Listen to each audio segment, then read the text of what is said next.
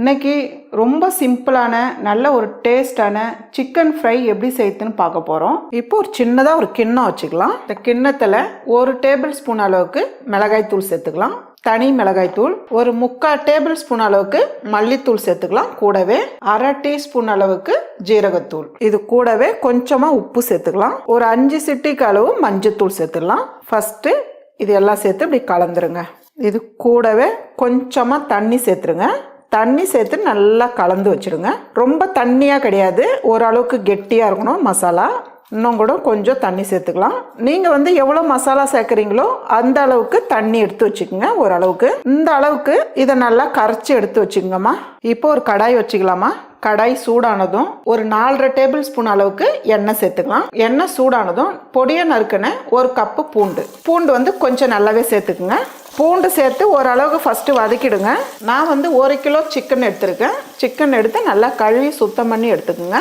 இப்போ சிக்கன் சேர்த்துடலாம். சிக்கன் சேர்த்துட்டு ஒரு 5 நிமிஷத்துக்கு நல்லா அப்படியே கிளறி விட்டுட்டே இருங்க. சிக்கனோட கலர் ஃபுல்லாக மாறணும். இந்த கலர் நல்லா ஒரு வெளுத்த கலராக வரும். அது வரலாம் நல்லா கலந்து விட்டுக்கிட்டே இருங்க. பாருங்கள், ஒரு 5 நிமிஷம் நல்லா வதக்கியிருக்கேன். நம்ம சிக்கனோட கலர் நல்லா மாறி இருக்கு. அதே போல் சிக்கன் 1 கிலோ சிக்கன் எவ்வளோ கம்மியாக இருக்குது பாருங்கள். அந்த அளவுக்கு தண்ணி நல்லா இறங்கி இருக்கு பாருங்கள். இப்போ இந்த டைமில் நம்ம ஒரு தக்காளி எடுத்து அரைச்சி வச்சுருக்கேன். அதிகம் தக்காளி சேர்க்காதீங்க, ஒரு தக்காளி சேர்த்தாலே போதும். 1 கிலோவுக்கு நான் 1 தக்காளி தான் எடுத்திருக்கேன். இப்போ இந்த தக்காளி பேஸ்ட்டு அப்படி சேர்த்துடலாம். சேர்த்துட்டு இதையும் ரொம்ப நேரம் வதக்க வேண்டியதில்லை, கொஞ்ச நேரம் வதக்கினாலே போதும். பாருங்கள், தக்காளி பேஸ்ட்டு சேர்த்து இந்த அளவுக்கு கொதிச்சுதுன்னா போதும். இது கூடவே நம்ம தண்ணியில் கலந்து வச்ச மசாலா, கூடவே தேவையான அளவு உப்பு சேர்த்துடலாம்.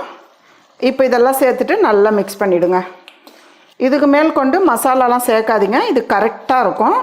மசாலா சேர்த்து கலந்து விடுற டைமில் 2 டீஸ்பூன் அளவுக்கு இஞ்சி பூண்டு பேஸ்ட்டு இது கூடவே சேர்த்துருங்க. இதையும் சேர்த்து அப்படியே மிக்ஸ் பண்ணிவிடுங்க. ஒரு 10 நிமிஷம் நம்ம மூடி வச்சு நடுவில் நல்லா கிளறி விடுங்க. நல்லா ட்ரை ஆகி வரணும், தண்ணிலாம் இழுத்து.